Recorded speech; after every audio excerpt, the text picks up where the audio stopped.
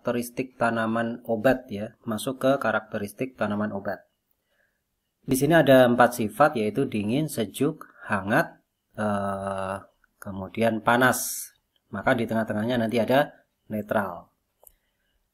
Yang pertama ada sejuk dan dingin, dia berkhasiat menyejukkan badan, menurunkan demam atau panas, mengobati peradangan, dan menawarkan racun yang sifatnya panas. Berarti di sini kita pahami bahwa radang itu sifatnya panas, maka kita obati dengan herba-herba yang sifatnya nanti sejuk dan dingin.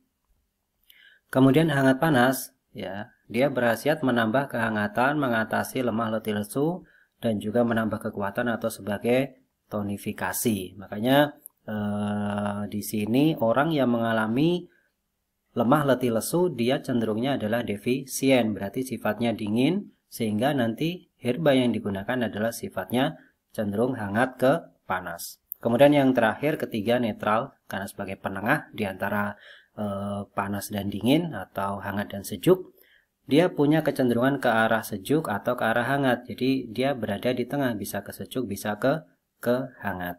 Biasanya ini digunakan pada kondisi-kondisi orang normal untuk menjaga di mana tubuh tetap berada dalam keseimbangan atau balance. Kemudian kita masuk ke 5 rasa. Kalau sebelumnya kita mengenal tentang warna ya, jadi herbal punya warna, kita kaitkan dengan 5 unsur. Begitu juga dengan rasa, ini ada 5. Yang pertama ada asam, khasiatnya adalah sebagai astringent ya, menciutkan.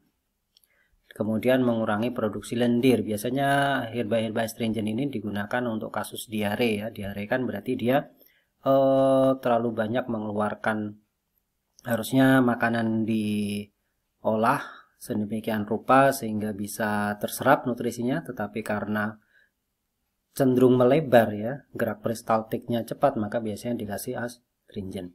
Kemudian mengatasi keringat berlebih akibat astenia, batuk, membantu meningkatkan jumlah sperma, mengatasi beser mani, keputihan, perdarahan vagina, menaun, dan lain-lain.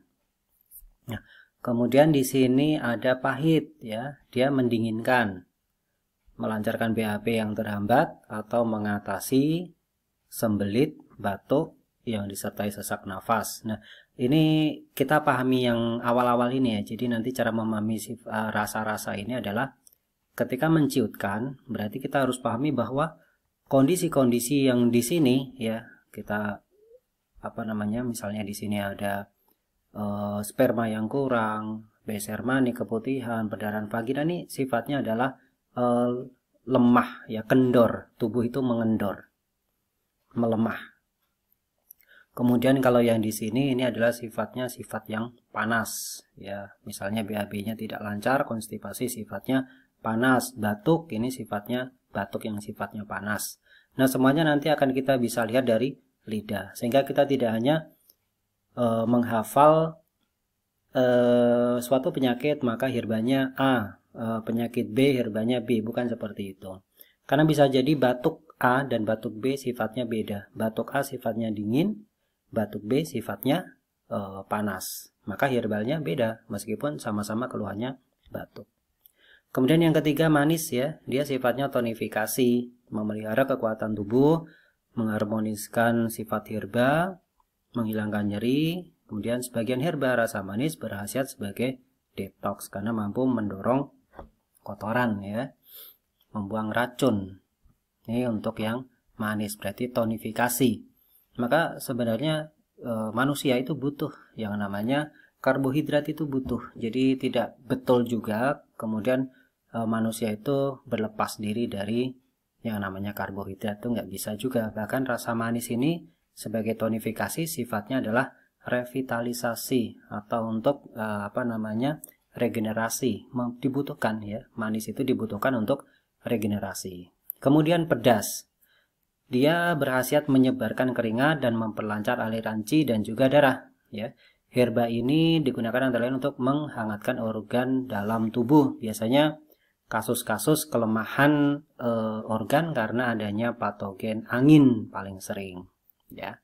Misalnya masuk angin, maka nanti biasanya atau flu ya, common cold ya, misalnya dia pada awal-awal serangan biasanya cukup konsumsi makanan yang pedas ya. Sering orang makan kuah bakso gitu ya, dikasih sambelnya banyak, kemudian sudah enakan badannya ya, karena kemudian angin keluar melalui keringat ya, kemudian qi dan darah juga lancar ya, wei qi nanti.